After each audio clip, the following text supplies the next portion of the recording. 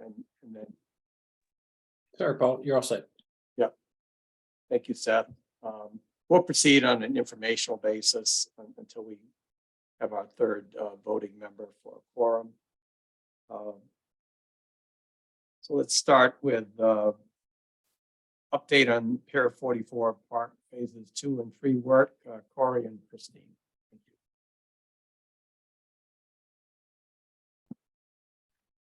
Great, thank you, Paul. So I'm going to pull up a slide deck just to walk through where we are at with the project. But before I do, I just want to introduce the members of my team. Madeline Kirshner is here. She's a landscape designer with Copley Wolf, and Leanne Davis from BIA Studio. And at one point in this presentation, I will be handing it over to Corey Miles from the town of Scituate. So I'm going to start off, share my screen.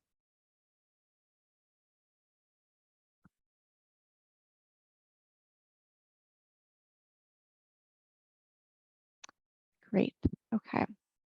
Getting the thumbs up from Madeline, so assume you can see it. If not, let me know.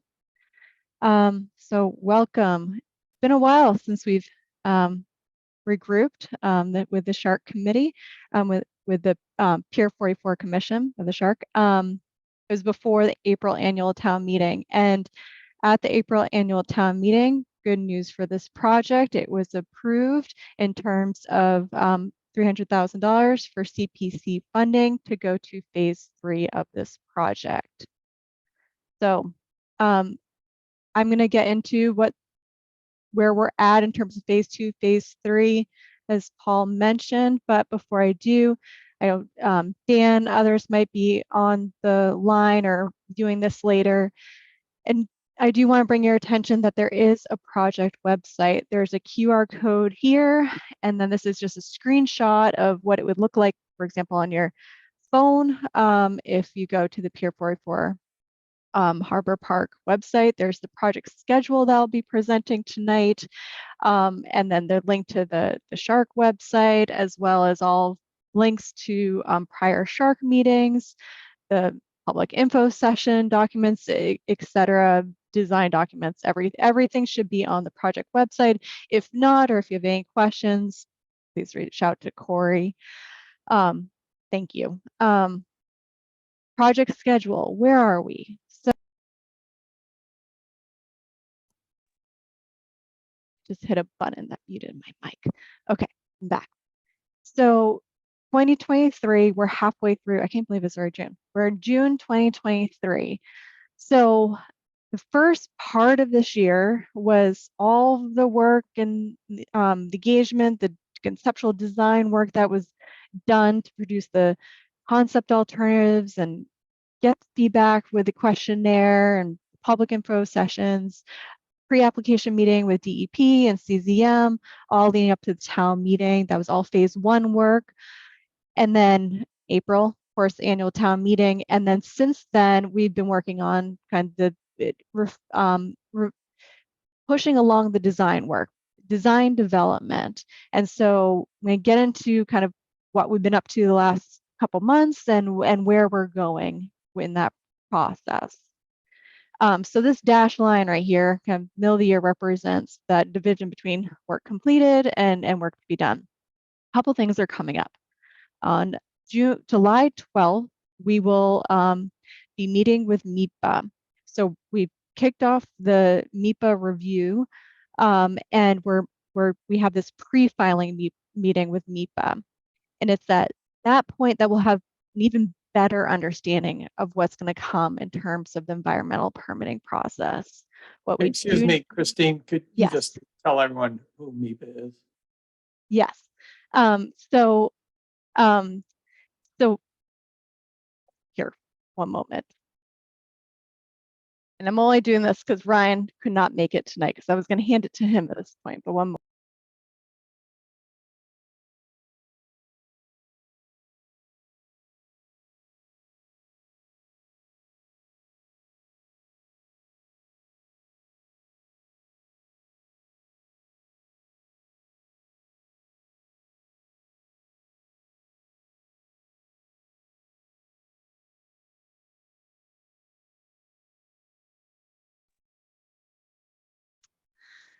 getting my cheat sheet notes. Okay, so the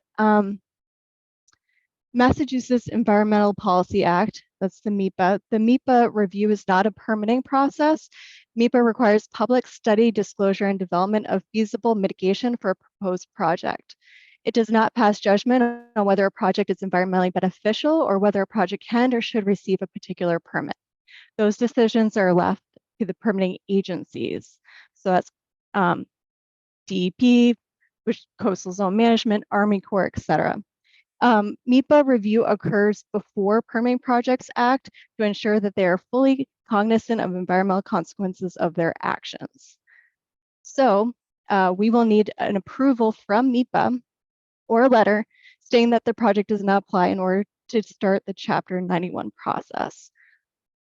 So does that answer the question, Paul? Yes, thank you. So we will be starting that process for MEPA July 12th. And then we will, based on their assessment, it might be upwards of, we might need to do an ENF, an environmental notification filing, and then that would be 6 months. So kind of worst case scenario, I'll just say, is 6 months until we can start the Chapter 91 process. Chapter 91 process could go upwards of 12 months. And so that is really the something to consider as we're looking toward putting out the project to bid, because we need the Chapter 91 permit in order to put the project out to bid, in order to build it. In addition to Chapter 91, there's also other permitting that we'll be needing. Also local permitting. We can actually meet with the Situate Conservation Commission soon, this summer, and move through that process with the town over the coming months into the fall. In order to, but I'll just say this, in order to, what this Town Conservation Commission is going to require is 30% design. And then for Chapter 91, it's going to require 90% design. So I'm going to just highlight, or I can't highlight, but this line here, Chapter 91, again, knowing the MEPA review could be upwards of 6 months to get a decision from MEPA. In order to start Chapter 91, we're looking at like the end of this year to start Chapter 91, which means we need to have 90% design by, say, December of this year. Therefore, we need to move fairly quickly from where we are today, this conceptual design level, all the way through to 90% engineering and design. And so you can see we'll be ready. We can start the kind of initial conversation with Conservation Commission via 30% design level this fall, right? As we're pushing hard to get to 90% by late fall, early winter. So a lot right in this kind of next 6 months. A lot's going to be happening, a lot of design decisions. Effectively, all design decisions need to be made in 2023. Then it's a little bit of a waiting game until we get the Chapter 91 permit, at which point we will not finalize the design, finalize the bid documents, all the drawings and specifications that are needed to put the project out to bid. During this design process, I'm just going to highlight the design development, call that this summer, 50, 30, 50, 90% design, kind of late summer through the fall. And then bid documents once we get Chapter 91. In terms of cost estimating, we're going to be doing cost estimating, just building upon the cost estimating work that's been done to date, updating it key moments through that process. CDs, and as we're wrapping up bid documents, just to kind of cross-check where we're at. two items that kind of skipped over were the geotechnical investigation. So we need the geotechnical investigation completed in order to really advance design. The boardwalk, parking lot, the whole site, we need that's geotechnical investigation. And so that will be kicked off very soon. And so that'll be this summer. The building demo and environmental property assessment, we actually found out recently we were going to start that very soon, but instead, because the building is currently occupied and we won't be demoing it for another 1.5 years, right? We're going to wait until closer to the time we demo the building to do the that assessment. And then finally, with the restrooms, we're going to meet soon with the building commissioner to review kind of where we're at with the restroom design from a code perspective before we go to the state. So I think I've hit on all the line items. But I'm going to actually pause here because I just threw a lot of information at you to see if anyone has any questions. Any questions for Christine?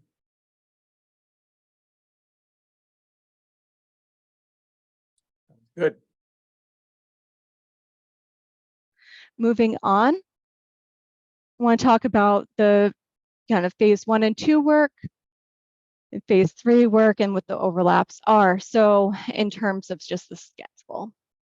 So you see down here, kind of there's phase 2 work that's being done this summer, and actually we're starting phase 3 work this summer as well. So in phase 2, I mean, we're regular meetings with the SHARC, like this evening. And then, you know, continuing to refine the design and all the technical assessment work that goes into just moving the design forward towards construction documents. But their phase 3, of course, includes, you know, all the environmental permitting and the bid documents to build this, but what was not included in phase 1 and 2 that we need to start immediately is, as I mentioned, the geotechnical investigation and the MEPA review, right? To move as quickly as possible towards through the environmental permitting process. Any questions? I just comment that back that slide, that grant application support is very important. Corey, of course, is in the lead on that, but Copley Wolf team certainly has a lot of experience in identifying and securing grant funding for other projects or similar projects. And I know in the design considerations, you have the grant funding scoring elements in mind to enhance our ability to attract and secure grant funding. So didn't want to pass up on that one. And of course, I will say Corey's just been a star for Situate in finding grant funding. So we'll expect her to keep doing that. Thanks, Christine. Yes, no, it's very exciting. And Dan will kind of talk a little more about that. So this, I mean, this was from earlier this late winter, you know, 4 or 5 months ago, where we did those initial concepts. And based on the feedback that we got on those initial concepts, we kind of started to push and pull the pieces around. And so this is a very loose sketch that was done right before the town meeting. And some of the things that came out of that, those public info sessions and the online questionnaire was the kind of really unanimous preference for a boardwalk right here. There's also a lot of interest in the small boat tie-up, and we have vegetative buffers on either side, the north and south ends of the property, which nice buffer, you know, for the butters, the single family to the south and the private marina to the north. The harbor wall kind of creating a very generous, comfortable pedestrian experience along Jericho for everyone, the many people who walk from Lighthouse or neighborhoods to the north, down to the south and back. That's going to be a really nice feature of this project. Also, a lot of interest in open space, like an open lawn, so really park space with programming opportunities. And then the naturalized shoreline, which again will help us with being eligible for grants that Paul was just referring to. And then lastly, I just want to bring your attention to, we had kind of just back when, if I just flip back one, we were looking at locating the parking on the north side of the property. So since then, we've kind of gotten some detail of the park design. So this is going from that loose sketch to now kind of getting everything sorted, figuring out the circulation, the grading, how this all works. And we were advancing that concept, but really kind of looking at the parking, the curb cut, and its proximity to Hatherley Road intersection and to the adjacent curb cuts. And there's concern not only on our team, civil engineers, but also the town side, town engineer, Corey, we talked to Paul and others. So we've been talking and looking at the parking, and we did up a number of options, looking at definitely shifting that curb cut or curb cuts down Jericho, away from the intersection, and different configurations and what would be most efficient, maximize the parking, etc. And what we but I also want to say, actually, before I move on, I want to hand it over to Corey for a moment, because as we're kind of looking at the parking and how this all works, we also, talking to Corey, they're taking the town, they're taking a look at it kind of outside of this site as well. So looking at how else they can kind of address parking concerns outside of this property. So with that, I'm going to hand it over to Corey to talk about this slide. Okay, thanks, Christine.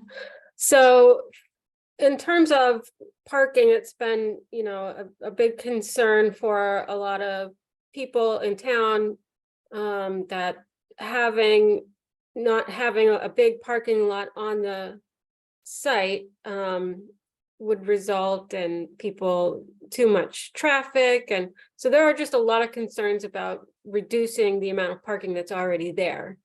But since it is such a opportunity to bring green space into the harbor, where so much of the shoreline in the harbor is privately owned, to really have a nice park there, we didn't want to replace one parking lot with another parking lot. So we really want to maximize the amount of park that we can get out of this very small site. So we looked a little more holistically and just in the vicinity of the Jericho Road site, and up the street you can see there's the Jericho Road, the state boat ramp. It's just to the north of the site there. Yep. And that green strip there is used currently for there's utility lines that are there's actually utility lines under it, and there's poles for overhead utility lines. So one thing that we are looking at to see the feasibility of, and I know that Jericho Road is going to have some water main work done. So in the near future, I'm not exactly sure when, but in the near future, they're going to replace the water main. So we're going to be digging up the road right in that area. So we thought maybe we could bump into this green space, that little buffer strip, and add about 12 parallel parking spaces. And we can comfortably fit that in. I know that sometimes the boats that, or the people that have larger boats and long trailers kind of pull up into there. So we will leave some of that green space, but just to try to get like 12 spaces. We did look at the other parking area that was identified across the street from the TP or the Situate Harbor Marina. And because that is surrounded by wetlands, it cannot be paved parking.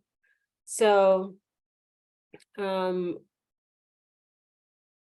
this is kind of like a, yes, Paul. Yeah, Carl, excuse me. I see Josh has joined us, so we do have a quorum, so we'll proceed as a regular meeting. Thanks. Thanks, Okay. Josh. So yeah, so that's sort of one of the options we're looking at right now, just to increase parking in the vicinity of the site, and that's one of the solutions we've identified thus far.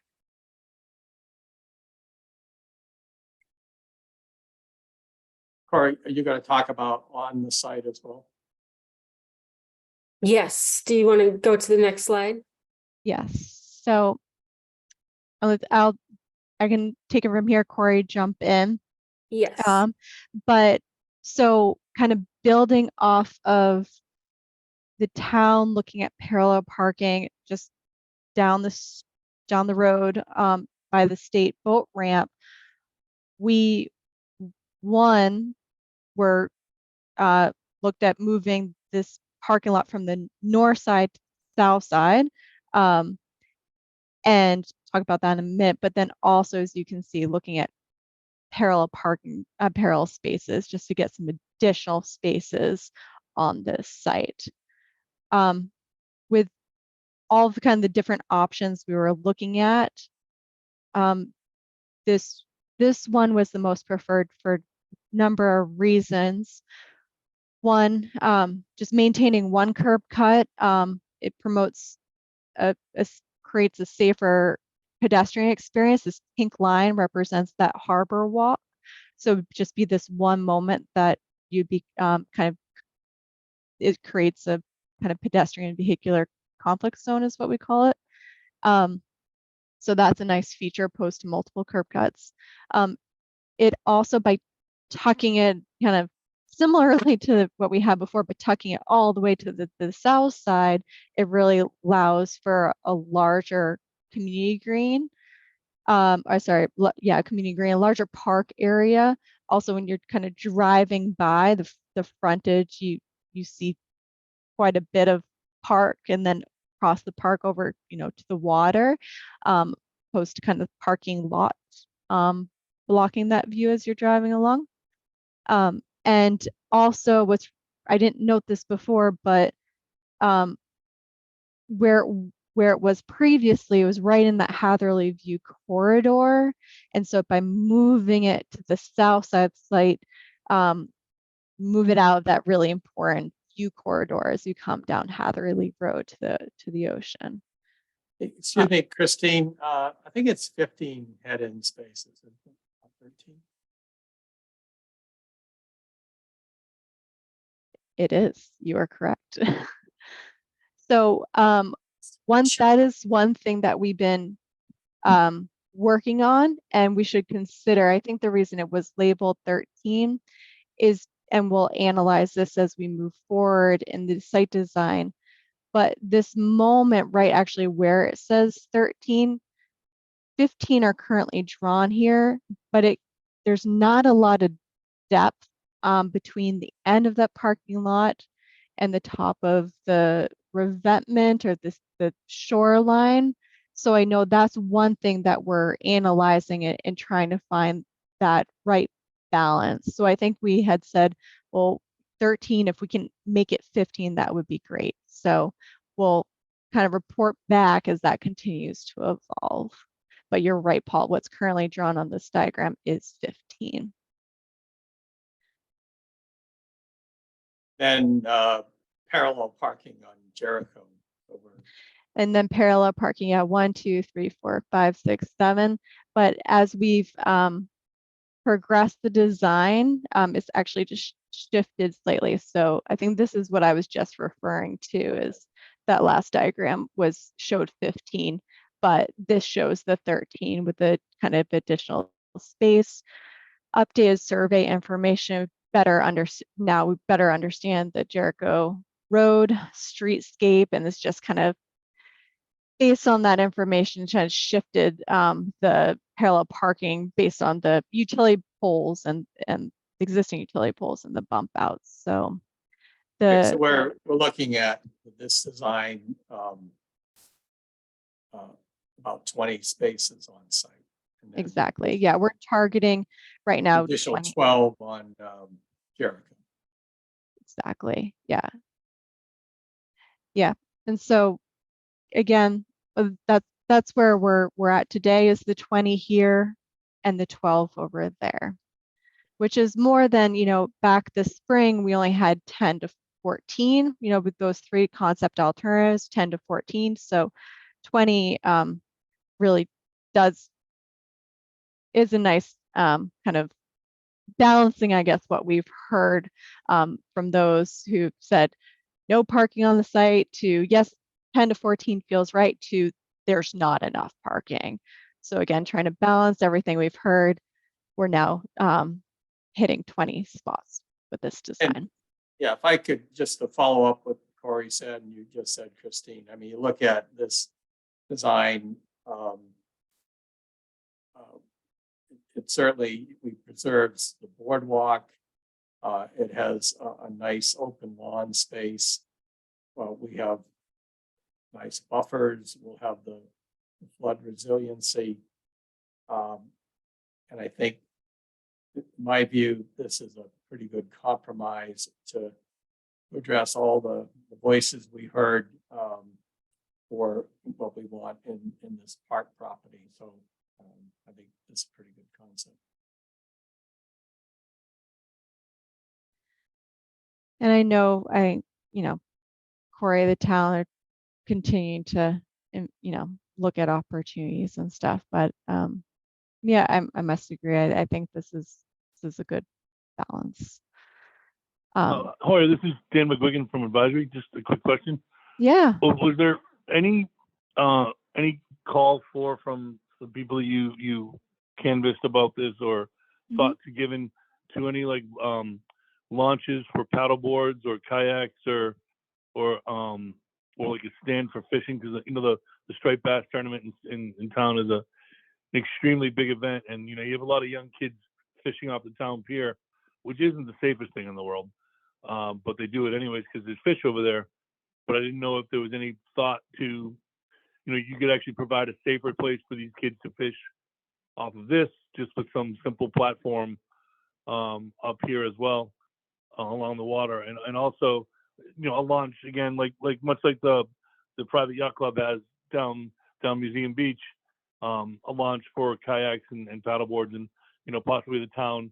And there was some thought, the CPC property, the Lincoln property that they just purchased, of doing something similar to the Gulf River, which backs up to it as well.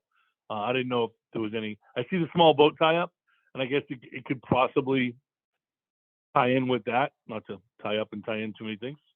But I just wondering if there was any thought given to that.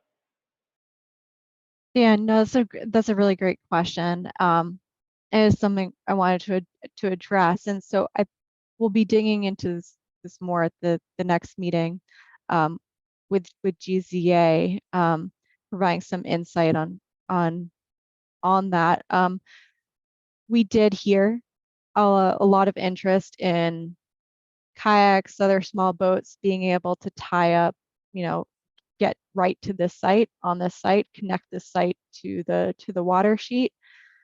I will, and that is what we are exploring. GZA has started the design work for this small boat tie-up. It is complicated. It's quite it's longer than as shown on here, what would be needed. And again, they're still working through the details, but it would need to float 24 inches above the kind of the mud flats, let's call it, because of the shellfish habitat.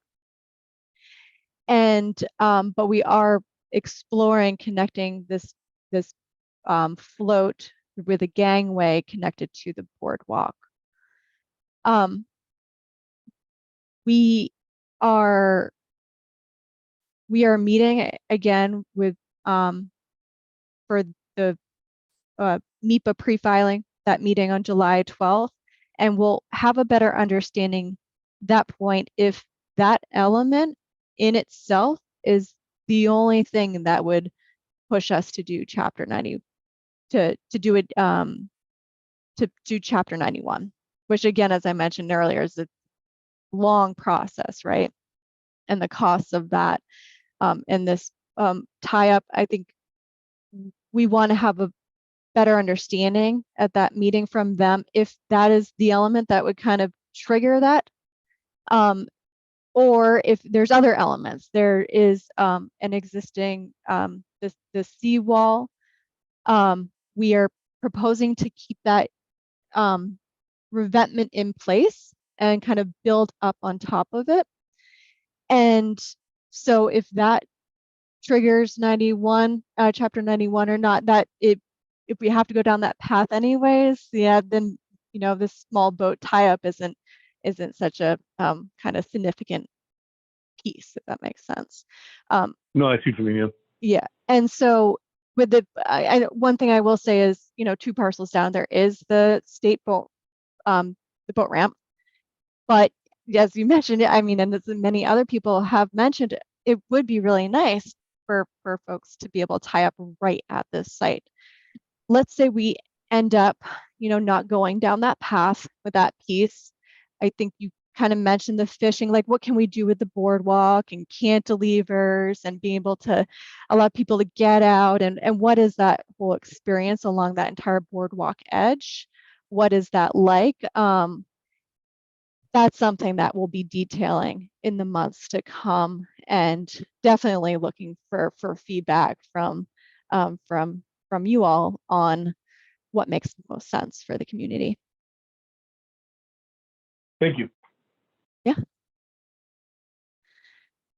Corey, did you want to talk about the Situate traffic rules committee meeting? Yes, we met with the Traffic Rules and Regulations Committee on Tuesday afternoon and presented the parking design that we're looking at here. And we talked through a couple of other designs and some other configurations. And they decided to support this particular design because it does kind of find that balance between having just enough parking on the site and still having a nice big green space for community activities, for people to really enjoy getting out and being, near the water, but just having just enough parking and moving it away from that Hatherley Road intersection was important, an important part of that, because it really reduces a lot of conflict right over in that across. If you had it where we had originally shown it, it would have just, there's a lot going on right there with the Situate Harbor Marina, the Situate Tavern, people coming, turning right and left, and then the crosswalk there. So moving it to the south side of the site they were really pleased with that. So they do support this particular configuration. Thanks, Corey.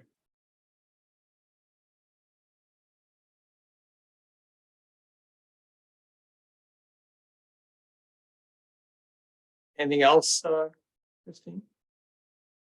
Well, next up is programming.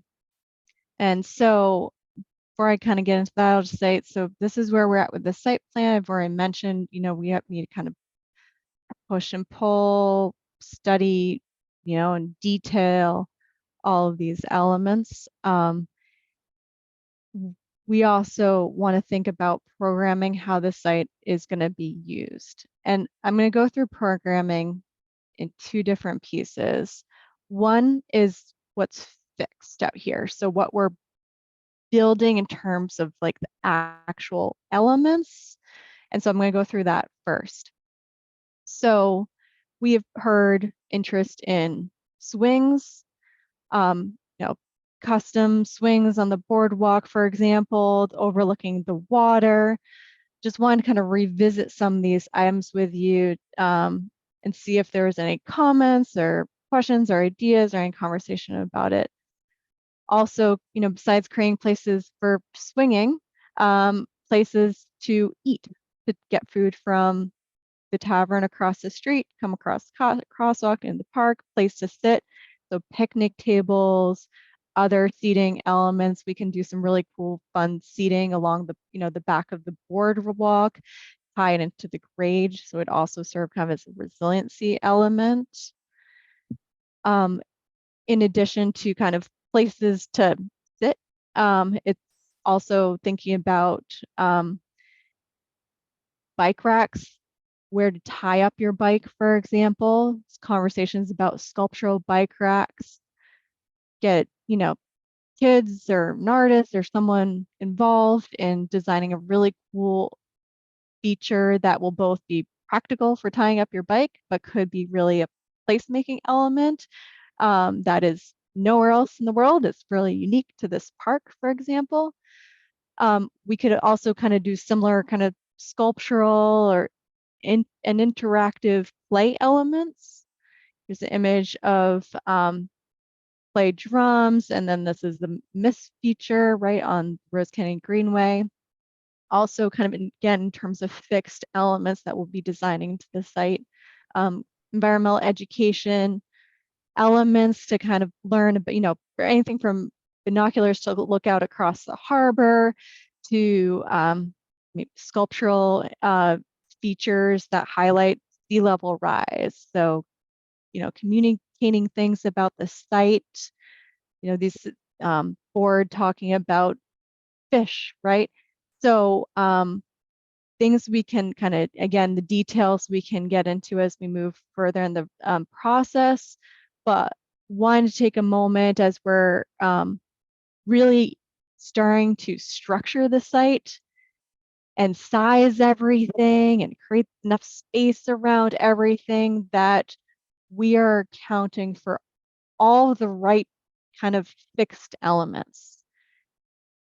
Next time we meet again, we'll be going through not only kind of the boardwalk and that gangway and the float and the shade structure, but also some of these elements. And do we have them in the right place? And does it feel right?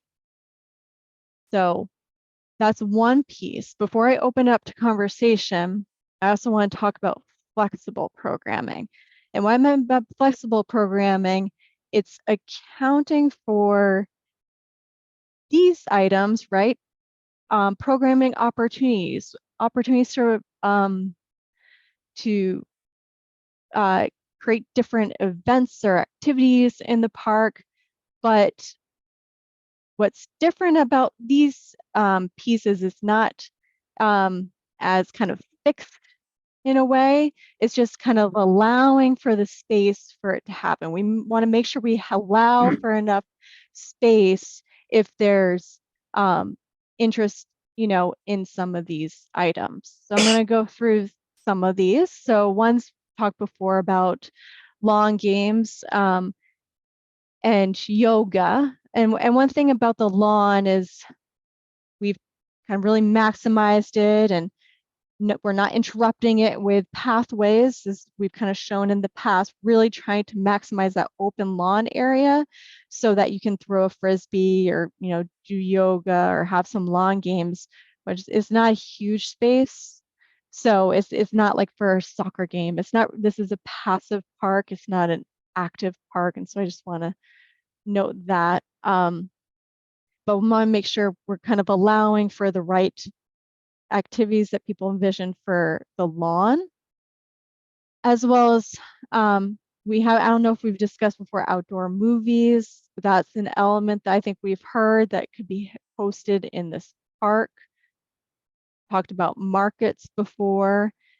And again, when we come back to you, we can look at exactly the layout of what the market would be. And again, making sure we have the right infrastructure for outdoor movies, if that's of interest, and the markets as we're detailing this park.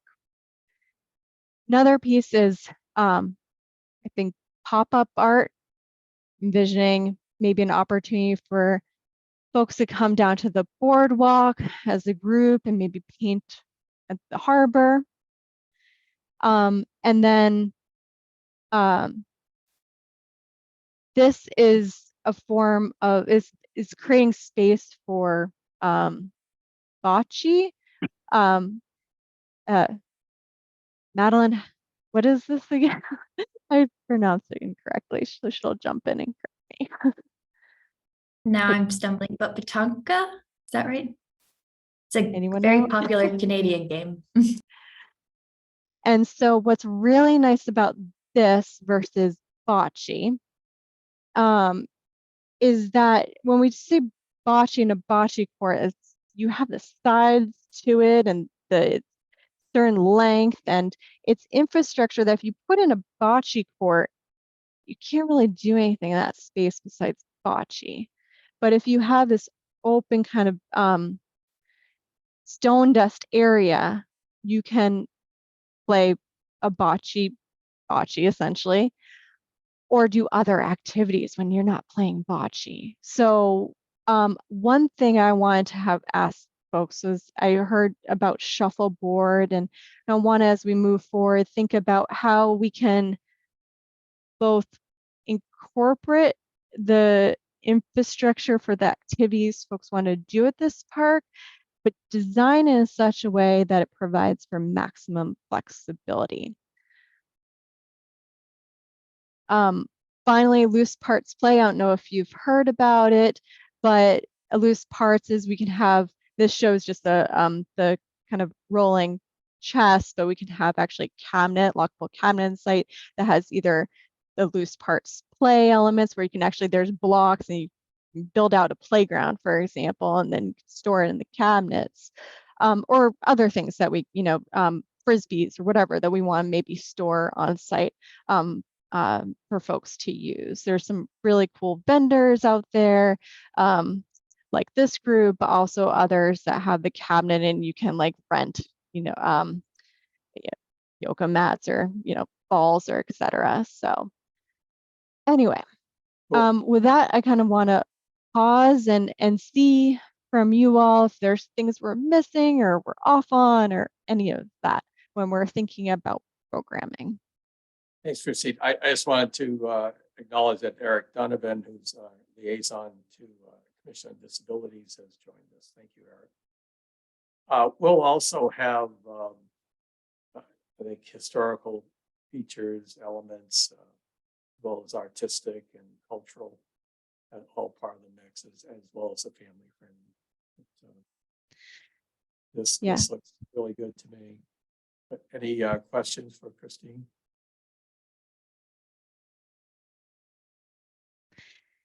I was wondering about a water element, like you were saying about the misting something on the greenway, or what was that?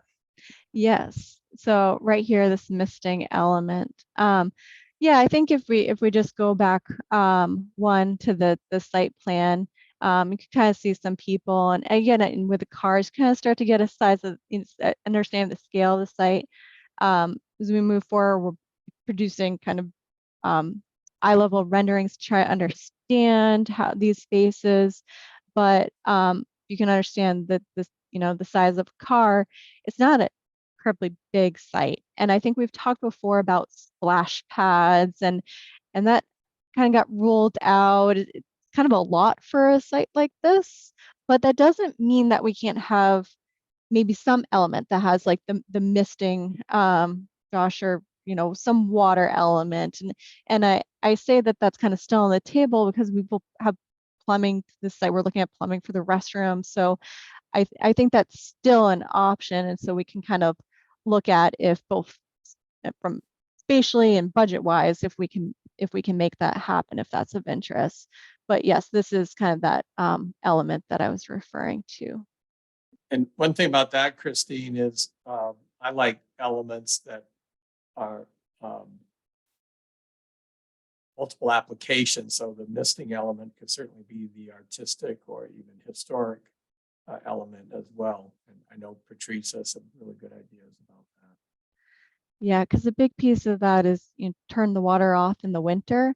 So you still want the thing to be really exciting and cool and of interest through all those winter months. Good. Okay, so again, when we come back to you, we'll be starting to kind of overlay this programming and talk more of the details of, so we can understand the site throughout the day, the week, the year, make sure that we're kind of properly accounting for creating the right types of programming that the community wants. I have another quick question. Sorry. No, please. I was wondering about are there any hookups for electricity or anything like that, like in shade, or I was just kind of curious if there's any thing like that, because I wonder if that could be of interest and of use for potential venues and things that could go on there, like music. Yeah, right, exactly. So I think that's the outdoor movies, like if you want that, or speakers for concert, music or whatever. I think one thing is to take into account, there's single family residences around. That's actually another nice move of like moving the parking down to the south side, is the kind of buffers or pushes maybe any elements of noise, like from, there it's happening out in the open lawn area, kind of towards the north, away from the residential properties. But I think as we're looking at like a shade structure, and how does that work with having music, or like you notice. So that's good to hear that someone's interested in music, and we can definitely tie that in. We're gonna have site lighting. Ideas have been thrown out at how can we kind of light this boardwalk so you can kind of see it across the harbor, and it's a focal point and all of that. So we are accounting for site electricity. We just Sounds have good. We did get comments on people would like to see daytime music events, but we're not, just so everyone knows, we're not talking about the Woodstock Festival here. Yeah. Small events. Yeah. Can I ask about the shuffleboard or anything else like that? And again, we're just trying to figure out spatially what's desired. It is, something that's just kind of open area to do the shuffleboard, maybe some, like I just want to know where that shuffleboard came from, if any of you know. If you don't, that's fine. Oh, somebody came in and talked to me and mentioned that they had seen another park nearby that had shuffleboard, and it seemed like a interesting thing to have, that lots of different age groups could play, and so somebody brought it to my attention, so I was passing it along. One thing that I will say about like some of these lawn games is that they don't have to be permanent, that you can like kind of roll them up.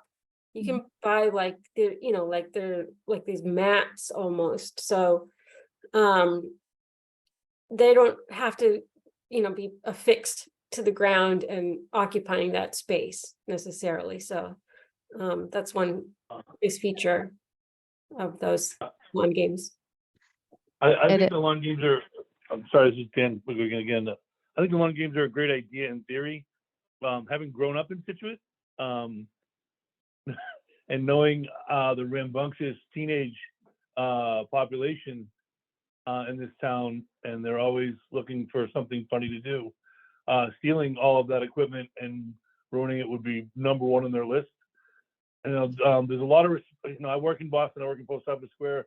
There's a lot of respect for all of the property on the Greenway when people go in there and use everything. It's an amazing thing to see how respectful people are with the games, the public use and the communal use of items there, the bags and everything. I don't think that would trickle down, to be honest. I'm not saying we have bad kids in our town. I just say our kids aren't used to this type of toys out there for everyone to use.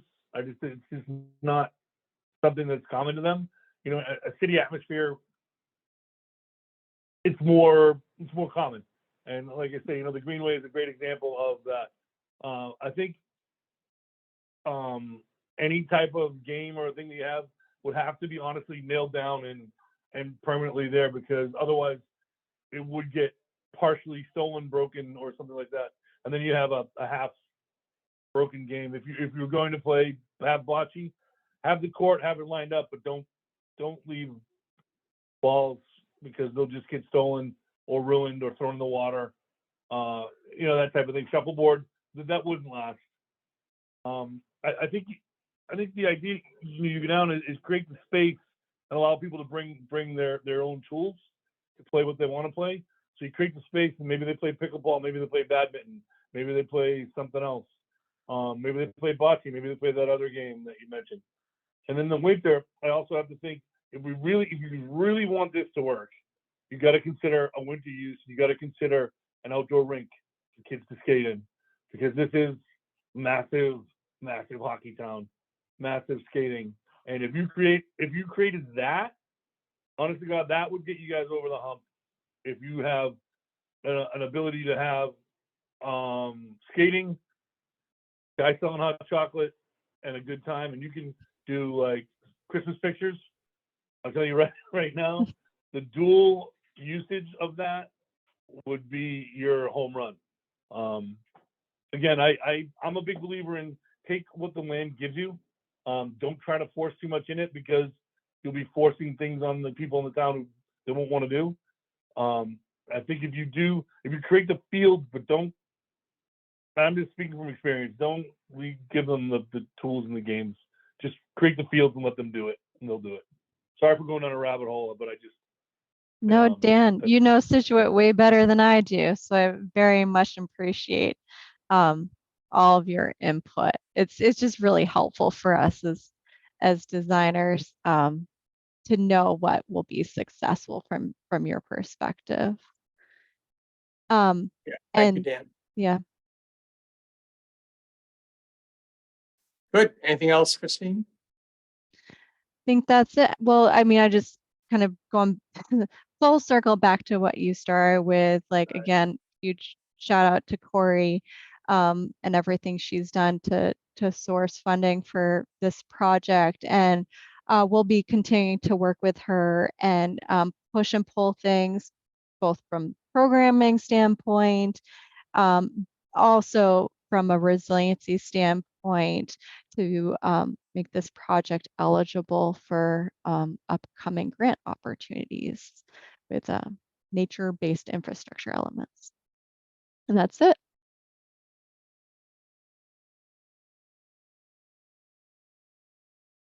Great. Corey, anything else from you? No. Okay. Just getting back into the beginning of the agenda. So we do have a forum. I have a motion on the minutes of the March 30 meeting. I'll second. Or Great. I move, Josh second. Any discussion? All in favor, say aye. Aye. aye. Okay, great. That's, any no's? Okay, that's passed. So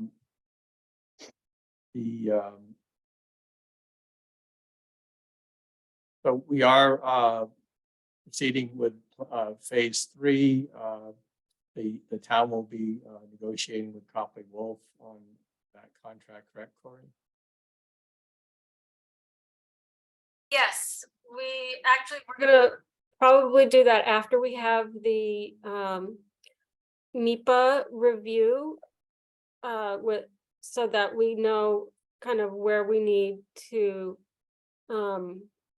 what if we need to do the Chapter 91 or not, because that is a significant money that costs a lot and takes a lot of time. So if we don't have to do Chapter 91, it'll be a lower cost. So we're gonna wait. We'll get the contract negotiated after that meeting. Great, thank you. Okay, reports from commissioners. Josh, anything to report?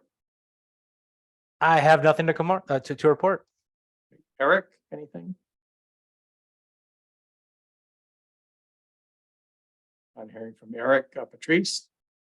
Nothing new related to report. The committees were very, Situate Harbor Cultural District and the Sister City Partnerships were both very excited that the project was approved at town meeting, and they're excited to see how it's progressing. I know that they'll be very excited to see the elements that you have been proposing and the flexible elements as well.